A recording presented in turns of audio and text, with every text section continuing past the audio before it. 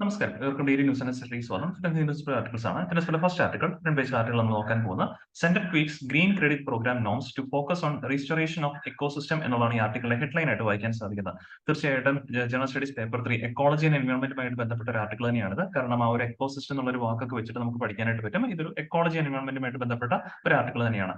Basically എന്തുകൊണ്ടാണ് ഈ ഒരു ആർട്ടിക്കിളിന് ഇപ്പോൾ ഏറ്റവും കൂടുതൽ പ്രാധാന്യമേറി വരുന്നതെന്ന് ചോദിച്ചു കഴിഞ്ഞാൽ, ഇപ്പം ലോകത്തെമ്പാടും നടക്കുന്ന പലവിധ ഇൻസിഡൻസ് നിങ്ങൾ പരിശോധിച്ച് കഴിഞ്ഞാൽ അറിയാം, ആ ഒരു ക്ലൈമറ്റ് ചേഞ്ചിന്റെ ഇമ്പാക്ട് ആണ് ഓൾ ഓവർ നമുക്ക് കാണാൻ സാധിക്കുന്നത്. ഇപ്പൊ റീസെന്റ് പറയുവാണെങ്കിൽ ഇപ്പൊ UAE പോലെ രാജ്യങ്ങളിൽ വലിയൊരു വെള്ളപ്പൊക്കം അല്ലെങ്കിൽ ആ ഒരു ശക്തമായ മഴയുടെ വാർത്തകൾ നമ്മൾ കേൾക്കുന്നുണ്ട്. ഏകദേശം 75 ഇയേഴ്സിലെ ഏറ്റവും വലിയ അതിശക്തമായ മഴയാണ് ഇപ്പോൾ UAE പോലുള്ള സ്ഥലങ്ങളിലൊക്കെ തന്നെ പെയ്തുകൊണ്ടിരിക്കുന്നത്. എന്നാൽ അതേ സാഹചര്യത്തിൽ നമ്മുടെ ഇന്ത്യയിൽ ഈ പറഞ്ഞ പോലെ അല്ലെങ്കിൽ എസ്പെഷ്യലി കേരള പോലുള്ള സ്ഥലങ്ങളിൽ ഇപ്പോൾ ചൂടിന്റെ അളവും കൃത്യമായിട്ട് കൂടിക്കൊണ്ടിരിക്കുന്നത്. അപ്പൊ ഇതെല്ലാം നമ്മളോട് സൂചിപ്പിച്ച് നൽകുന്ന ആ ഒരു ക്ലൈമറ്റ് ചേഞ്ചിന്റെ ഇമ്പാക്റ്റുകളാണ്. സോ ആ ഒരു എക്കോസിസ്റ്റത്തിനെ എത്രയും പെട്ടെന്ന് റീസ്റ്റോർ ചെയ്യേണ്ട ഒരു ആവശ്യകതയാണ് ഇതെല്ലാം, ഈ ഒരു എവിഡന്റ് ആയിട്ടുള്ള എക്സാമ്പിൾസ് എല്ലാം നമുക്ക് ചൂണ്ടിക്കാണിക്കുന്ന ഓർത്തിരിക്കാം. അപ്പൊ ആ ഒരു എക്കോസിസ്റ്റത്തിനെ, ആ ഒരു ഡീഗ്രേഡ് ചെയ്യപ്പെട്ട എക്കോസിസ്റ്റത്തിനെ റീസ്റ്റോർ ചെയ്തെടുക്കാനായിട്ട് തീർച്ചയായിട്ടും നമുക്ക് ഒരുപാടധികം പൈസയുടെ ആവശ്യമൊക്കെ ഉണ്ട്. അപ്പൊ അതിന്റെ പോയിന്റ് ഓഫ് വ്യൂ ആണ് ഇന്നലെ നമ്മൾ ഒരു ആർട്ടിക്കിൾ ഡിസ്കസ് ചെയ്തിട്ടുണ്ടായിരുന്നു, ഗ്രീൻ ബോൺസും ഒക്കെ ആയിട്ട് ബന്ധപ്പെട്ട ആർട്ടിക്കിൾസും. ഇതും അതുപോലെ തന്നെയാണ്, ഗ്രീൻ ക്രെഡിറ്റ് പ്രോഗ്രാമുമായിട്ട് ബന്ധപ്പെട്ടാണ്. അപ്പൊ എന്തിനു വേണ്ടിയിട്ടാണ് ഈ ഗ്രീൻ ക്രെഡിറ്റ് പ്രോഗ്രാം ചോദിച്ചു കഴിഞ്ഞാൽ, to focus on restoration of ecosystem എന്നുള്ളൊരു കാര്യം ആദ്യമേ തന്നെ മനസ്സിലാക്കിയിരുന്നേക്കാം. ഇനി നമുക്ക് ഫർദർ ഓൺ ഈ ഒരു ആർട്ടിക്കിളിലേക്ക് കിടക്കാം. അതിന് മുമ്പ് ഈ പറഞ്ഞ പോലെ ഇതിന്റെ ഒരു ബേസിക് ആയിട്ടുള്ള കോൺടാക്ട് ആണ് ഇവിടെ കാണാനായിട്ട് സാധിക്കുന്നത്. റീസെന്റ് ഈ ഒരു ഡിഗ്രേഡഡ് ആയിട്ടുള്ള ഫോറസ്റ്റ് ലാൻഡ് ഒക്കെ തന്നെ റീക്രിയേറ്റ് മീൻസ് അഫോറസ്റ്റേഷൻ ആക്ടിവിറ്റീസിലൂടെ റീക്രിയേറ്റ് ചെയ്തെടുക്കാൻ വേണ്ടിയിട്ട് നമുക്ക് ഗ്രീൻ ക്രെഡിറ്റ്സിന്റെ ഒരു പരിപാടി ഗവൺമെന്റ് ലോഞ്ച് ചെയ്യാൻ പോവുകയാണ്. It may encourage tree planting for financial gains as the union environment ministry. Okay, അപ്പൊ അത് കമ്പനി ഈ ഒരു പ്രോഗ്രാമിനകത്ത്, അതായത് ഈ ഗ്രീൻ ക്രെഡിറ്റ് പ്രോഗ്രാമിനകത്ത് പാർട്ടിസിപ്പേറ്റ് ചെയ്യാൻ പറ്റുന്നത് ഇൻഡിവിജ്വൽസിനും പറ്റും, അതേപോലെ ഈ പറഞ്ഞ കമ്പനീസിനും ഓർഗനൈസേഷൻസിനും ഒക്കെ തന്നെ ഈ ഒരു പ്രോഗ്രാമിനകത്ത് പാർട്ടിസിപ്പേറ്റ് ചെയ്യാൻ പറ്റുന്നതാണ്. സോ ഫസ്റ്റ് ഓഫ് ഓൾ, എന്താണ് എക്കോസിസ്റ്റം എന്നുള്ള ടേം നമുക്ക് മനസ്സിലാക്കിയിരിക്കാം. നമ്മൾ ബേസിക് ആയിട്ടുള്ള നമ്മുടെ ക്ലാസ്സുകളിൽ പഠിക്കുന്നതാണ്. Ecosystem is a geographical region where plants, animals and various species as well as weather, topography work together to form a living environment. അപ്പൊ നമുക്കും നമ്മുടെ ചുറ്റുപാടുമുള്ള എല്ലാത്തരം ലിവിംഗും, അത് ഈ പറഞ്ഞ പോലെ ക്ലൈമറ്റും എല്ലാം അതിനകത്ത് വരും. പ്ലാന്റ്സും ആനിമൽസും വെതറും ടോപ്പോഗ്രഫിയും എല്ലാം കൂടെ ചേർന്ന് വരുന്നതിനെയാണ് നമ്മൾ എക്കോസിസ്റ്റം എന്ന് ബേസിക്കലി വിശേഷിപ്പിക്കുന്നത്. ഈ എക്കോസിസ്റ്റം ബേസിക്കലി രണ്ട് രീതിയിലുണ്ട്. നാച്ചുറൽ എക്കോസിസ്റ്റം ഉണ്ട്, മാൻമെയ്ഡ് എക്കോസിസ്റ്റം ഉണ്ട്. ഇത് നമ്മൾ ബേസിക് ആയിട്ടുള്ള ക്ലാസ്സുകൾ പഠിക്കുന്നതാണ്. ഇപ്പോൾ സംഭവിച്ചുകൊണ്ടിരിക്കുന്ന ഈ എക്കോസിസ്റ്റം ഒക്കെ തന്നെ ഡിഗ്രേഡഡ് ആയിക്കൊണ്ടിരിക്കുകയാണ്. അത് ഉദാഹരണം, അതിന്റെ മെയിൻ കാരണം നമ്മുടെ ഹ്യൂമൻ മെയ്ഡ് ഫാക്ടേഴ്സ് തന്നെയാണ്. ഡീഫോറസ്റ്റേഷൻ അത് വലിയൊരു കാരണമാണ്. അപ്പൊ ഈ എക്കോസിസ്റ്റത്തിന്റെ ഡിഗ്രഡേഷൻ ആണ് നമ്മൾ കണ്ടുവരുന്ന ഈ ഒരു ക്ലൈമറ്റ് ചേഞ്ചിന്റെ പ്രധാനപ്പെട്ട കാരണം. അപ്പോൾ അതിനെ മറികടക്കാനായിട്ട് റീസ്റ്റോറേഷൻ ആക്ടിവിറ്റീസ് നമ്മൾ ചെയ്തുകൊണ്ടിരിക്കുകയാണ്. ആ റീസ്റ്റോറേഷനിലേക്കുള്ള ഒരു ഇനീഷ്യേറ്റീവ് ആണ് ഗ്രീൻ ക്രെഡിറ്റ് ഇനീഷ്യേറ്റീവ്. ബേസിക്കലി പറയുവാണെങ്കിൽ നമ്മൾ ഈ കഴിഞ്ഞ കോൺഫറൻസ് ഓഫ് പാർട്ടീസ് 28 COP28 ദുബായിൽ വെച്ച് നടന്ന COP ആയിരുന്നു. ഈ കഴിഞ്ഞ വർഷം 2023 അവിടെ വെച്ചിട്ട് ഇന്ത്യൻ പ്രൈം മിനിസ്റ്ററിന്റെ നേതൃത്വത്തിൽ ലോഞ്ച് ചെയ്ത ഒരു ഇനീഷ്യേറ്റീവ് ആണ് ഗ്രീൻ ക്രെഡിറ്റ് ഇനീഷ്യേറ്റീവ്. ശരിക്കും പറഞ്ഞാൽ ഈ ഇനീഷ്യേറ്റീവ് നമ്മളിപ്പം പുതിയതായിട്ട് അവതരിപ്പിച്ചതാണെങ്കിൽ പോലും, പക്ഷേ ഇതിന്റെ ഐഡിയ എന്ന് പറയുന്ന ലൈഫ് സ്റ്റൈൽ ഫോർ എൻവയോൺമെന്റ് അഥവാ ലൈഫ് മൂവ്മെന്റിൽ നിന്നുമാണ് ഉൾക്കൊണ്ടിരിക്കുന്നത്. ഈ ലൈഫ് മൂവ്മെന്റ് എന്ന് പറഞ്ഞു കഴിഞ്ഞാൽ നമ്മൾ തന്നെ ഇന്ത്യൻ പ്രൈം മിനിസ്റ്റർ തന്നെ COP26 2021 നടന്ന ഗ്ലാസ്ഗോയിൽ വെച്ച് നടന്ന COP26ന്റെ വേദിയിൽ വെച്ചിട്ട് ഇൻട്രൊഡ്യൂസ് ചെയ്തൊരു കൺസെപ്റ്റ് ആണ് ഈ ലൈഫ് മൂവ്മെന്റ്. ഇത് ബേസിക്കലി ഉദ്ദേശിക്കുന്നത് എല്ലാ ഇൻഡിവിജ്വൽസും അവരുടെ ലൈഫ് സ്റ്റൈലിലൂടെയുള്ള മാറ്റങ്ങളാൽ എൻവയോൺമെന്റിനെ സഹായിക്കുക എന്നുള്ള ഉദ്ദേശമാണ്. ഉദാഹരണം പറയുന്നത്, നമ്മൾ ഉപയോഗിക്കുന്ന വസ്തുക്കളൊക്കെ തന്നെ കൂടുതലും റീസൈക്കിൾ ചെയ്യാൻ പാകത്തിലുള്ള വസ്തുക്കൾ ഉപയോഗിക്കുക, അല്ലെങ്കിൽ അതിന് ഈ പറഞ്ഞ പോലെ റീയൂസ് ചെയ്യുക. അങ്ങനെയൊക്കെയുള്ള ഒരു ലൈഫ് സ്റ്റൈൽ മാറ്റത്തിലൂടെ നമുക്ക്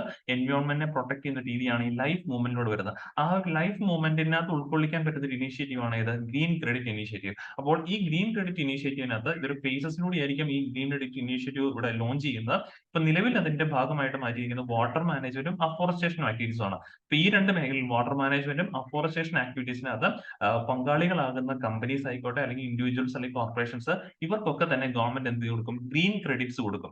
ആ ഗ്രീൻ ക്രെഡിറ്റ്സ് ഉപയോഗിച്ചിട്ട് പല രീതിയിൽ അവർക്ക് ഇൻസെന്റീവ്സ് ഒക്കെ തന്നെ നേടിയെടുക്കാനായിട്ട് സാധിക്കും. ഇപ്പൊ നമ്മൾ പലപ്പോഴും ഇപ്പം ആമസോൺ അല്ലെങ്കിൽ ഈ പറഞ്ഞ ഫ്ലിപ്കാർട്ടിലൊക്കെ തന്നെ നമ്മൾ സാധനങ്ങൾ വാങ്ങി കഴിയുമ്പോഴേക്കും നമുക്ക് ഇൻസെന്റീവ്സ് ക്രെഡിറ്റ് ആവില്ല, അല്ലെങ്കിൽ കോയിൻസ് രൂപത്തിൽ ക്രെഡിറ്റ് ആവും. പിന്നീട് ഈ കോയിൻസ് ഉപയോഗിച്ചിട്ട് നമുക്ക് പലവിധ പ്രൊഡക്റ്റുകൾക്കൊക്കെയാണെങ്കിൽ വാങ്ങാൻ നേരം നമുക്ക് പൈസയുടെ ഇളവുകളൊക്കെ കിട്ടാൻ സാധിക്കും. അത്തരത്തിലുള്ള ഒരു ഇനീഷ്യേറ്റീവ് ആണ് ഈ ഗ്രീൻ ക്രെഡിറ്റ് ഇനീഷ്യേറ്റീവ്. എക്സാക്ട്ലി അല്ലെങ്കിൽ പോലും നമുക്ക് മനസ്സിലാക്കാൻ പാകത്തിൽ അങ്ങനെ ഓർത്തിരിക്കാനായിട്ട് സാധിക്കും. അപ്പൊ എന്തായാലും ഇത് ഓർത്തിരിക്കണം. എസ്പെഷ്യലി ഈ വരാൻ പോകുന്ന പ്രിലിംസിനൊക്കെ തന്നെ എഴുതാൻ പോകുന്ന കുട്ടികളാണ് നിങ്ങളെങ്കിൽ ഈ COP28 റീസെന്റ് നടന്ന COP28 പ്രധാനപ്പെട്ട ഇനീഷ്യേറ്റീവ്സും കാര്യങ്ങളെല്ലാം പഠിച്ചിട്ട് പരീക്ഷയ്ക്ക് പോകുന്നത് ഏറ്റവും നല്ലത് തന്നെയാണ്. ഓക്കെ, അപ്പൊ ഇത്രയും കാര്യങ്ങളാണ് ഈ ഒരു ആർട്ടിക്കിൾ നമുക്ക് എക്സാമിന്റെ വ്യൂ പോയിന്റിൽ മനസ്സിലാക്കാനായിട്ടുണ്ടായിരുന്ന. ഇനി നമ്മൾ എഡിറ്റോറിയൽ പേജിലേക്ക് പോവുകയാണ്. Editorial page side editorial article ആണ്. മിസ്സിംഗ് കോളേജസ് എന്നുള്ളതാണ് ഈ ഒരു ആർട്ടിക്കിളിലെ ഹെഡ്ലൈൻ ആയിട്ട് വായിക്കാൻ സാധിക്കുന്നത്. അപ്പം ഈ ഒരു ആർട്ടിക്കിളിനകത്ത് ഉടനീളം ഡിസ്കസ് ചെയ്യുന്ന ഇന്ത്യയിലെ ഡോക്ടർ പേഷ്യന്റ് റേഷ്യോയെ കുറിച്ചിട്ടാണ്. കാരണം നിലവിൽ നമുക്കറിയാം ഇന്ത്യ എന്ന് പറയുന്ന രാജ്യം ഏറ്റവും കൂടുതൽ പോപ്പുലേഷൻ ഉള്ള ഒരു രാജ്യമാണ്. അപ്പൊ അവിടെ കൃത്യമായിട്ട് ഈ പറഞ്ഞ പോലെ പേഷ്യൻസിന് അവരുടെ ആ ഒരു അസുഖങ്ങളൊക്കെ തന്നെ അഡ്രസ് ചെയ്യാനായിട്ട് കൃത്യമായിട്ടും ഡോക്ടേഴ്സിന്റെ ആവശ്യകത കൂടുതലാണ്. അപ്പം ശരിക്കും പറഞ്ഞാൽ 2 വർഷം മുമ്പ് വരെ ഇന്ത്യയിലെ ഡോക്ടർ പേഷ്യന്റ് റേഷ്യോ എന്ന് പറഞ്ഞു കഴിഞ്ഞാൽ 1:1500 റേഞ്ചിലായിരുന്നു. അതായത് ഒരു ഡോക്ടർ ചികിത്സിക്കേണ്ടത് 1500 രോഗികളെയാണ്, അല്ലെങ്കിൽ 1500 രോഗികൾക്ക് ഒരു ഡോക്ടർ എന്നുള്ളൊരു റേഷ്യോ ആയിരുന്നു ഇവിടെ നിലനിന്നുകൊണ്ടിരുന്നത്. പക്ഷേ കഴിഞ്ഞ വർഷം ഡിസംബറിൽ ഈ പറഞ്ഞ പോലെ മിനിസ്ട്രി ഓഫ് ഹെൽത്തിന്റെ ഈ പറഞ്ഞ പോലെ മിനിസ്റ്റർ പാർലമെന്റിൽ പറഞ്ഞ ഒരു റിപ്ലൈയിൽ കൃത്യമായിട്ട് പറഞ്ഞിട്ടുണ്ട്, ഇന്ത്യയിൽ ഇപ്പോഴത്തെ ഡോക്ടർ പേഷ്യന്റ് റേഷ്യോ എന്ന് പറഞ്ഞു കഴിഞ്ഞാൽ അത് 1:850 ആയിട്ട് മാറിയിട്ടുണ്ട് എന്നുള്ളതാണ് പറഞ്ഞിരിക്കുന്നത്. അത് നിലവിൽ ഈ പറഞ്ഞ പോലെ WHO നിർദ്ദേശിക്കുന്ന 1:1000 എങ്കിലും മിനിമം വേണമെന്നാണ് പറയുന്നത്. മിനിമം ഡോക്ടർ പേഷ്യന്റ് റേഷ്യോ 1:1000 ആകാൻ പാടുള്ളൂ. അതിൽ കുറഞ്ഞു നിൽക്കുന്നതാണ് ഏറ്റവും നല്ലതെന്ന് പറയുന്നത്. അതിൽ കൂടാൻ പാടില്ല. പക്ഷേ ഇന്ത്യയുടെ അവസ്ഥ മോശമായിരുന്നു. 1:1500 ആയിരുന്നു. അത് നമ്മൾ ഡോക്ടേഴ്സിന്റെ എണ്ണം വർദ്ധിപ്പിക്കുന്നതിലൂടെ 1:850 റേഞ്ചിലേക്ക് കൊണ്ടുവരാൻ പറ്റി. ബട്ട് സ്റ്റിൽ ഇതൊരു വലിയ നമ്പർ ആയിട്ട് നമുക്ക് പറയാൻ പറ്റത്തില്ല. ഈവൻ WHOയുടെ പറയുന്ന ലിമിറ്റിനുള്ളിലാണെങ്കിൽ പോലും കൃത്യമായിട്ടും നിലവിലും ഇന്ത്യയിൽ ഈ പറഞ്ഞ പോലെ ആ ഒരു ഡോക്ടർ പേഷ്യന്റ് റേഷ്യോയിൽ കൃത്യമായിട്ടുള്ള ഒരു എന്താ പറയാ സപ്ലൈ ഡെഫിസിറ്റ് നമുക്ക് കാണാനായിട്ട് സാധിക്കും. കാരണം പലപ്പോഴും പല ആശുപത്രികളിലും ഡോക്ടേഴ്സ് ഇല്ലാത്തൊരു പ്രശ്നങ്ങളും കാര്യങ്ങളൊക്കെ നമ്മൾ വാർത്തകളിൽ കേൾക്കുന്നതാണ്. അപ്പം ഇതിനെ ഇംപ്രൂവ് ചെയ്യാനായിട്ട് നമുക്ക് കൂടുതൽ ഈ പറഞ്ഞ പോലെ മെഡിക്കൽ കോളേജസ് അഥവാ എയിംസ് മെഡിക്കൽ കോളേജസ് നമുക്ക് ആവശ്യമാണ് എന്നുള്ളതാണ് ഈ ഒരു ആർട്ടിക്കിൾ എടുത്ത് പറഞ്ഞിരിക്കുന്നത്. അപ്പൊ ഇതിനകത്ത് എക്സാമിന് വ്യൂ പോയിന്റിൽ നമ്മൾ പഠിക്കാനായിട്ടുള്ള ഗവൺമെന്റ് ഒരു സ്കീമാണ് known as പ്രധാൻ മന്ത്രി സ്വാസ്ഥ്യ സുരക്ഷാ യോജന. ഈ സ്കീം 2003 ഗവൺമെന്റ് ലോഞ്ച് ചെയ്തതാണ്. കാരണം ആ ഒരു ടൈം പീരീഡിലൊക്കെ ആയിരുന്നപ്പോഴേക്കുമാണ് ഈ ഡോക്ടർ പേഷ്യന്റ് റേഷ്യോ എന്ന് പറഞ്ഞാൽ വളരെ മോശമായിരുന്നു. അപ്പൊ അതിനെ ഇംപ്രൂവ് ചെയ്യാനായിട്ട് 2003 ഗവൺമെന്റ് ഇംപ്ലിമെന്റ് ചെയ്ത സ്കീമായിരുന്നു പ്രധാൻ മന്ത്രി സ്വാസ്ഥ്യ സുരക്ഷാ യോജന.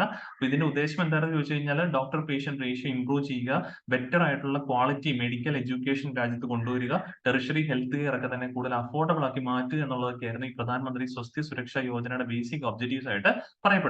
ഇതിന്റെ nodal ministry of health and family welfare തന്നെയാണ്. അതേപോലെ തന്നെ ഇതിന്റെ കമ്പോണൻസ് നോക്കിയാൽ setting up of AIIMS like institutions, കൂടുതലായിട്ട് നമ്മുടെ രാജ്യങ്ങളിലെ എയിംസ് ലൈക്ക് ഇൻസ്റ്റിറ്റ്യൂഷൻസ് സെറ്റപ്പ് ചെയ്യുക. Then upgradation of government medical colleges in various states, സംസ്ഥാനങ്ങളിലുള്ള മെഡിക്കൽ കോളേജസിനെ തന്നെ അപ്ഗ്രേഡ് ചെയ്യുക. ദെൻ ദ പ്രൊജക്ട് കോസ്റ്റ്, ഇനി അടുത്താണ് മെയിൻ പോയിന്റ്.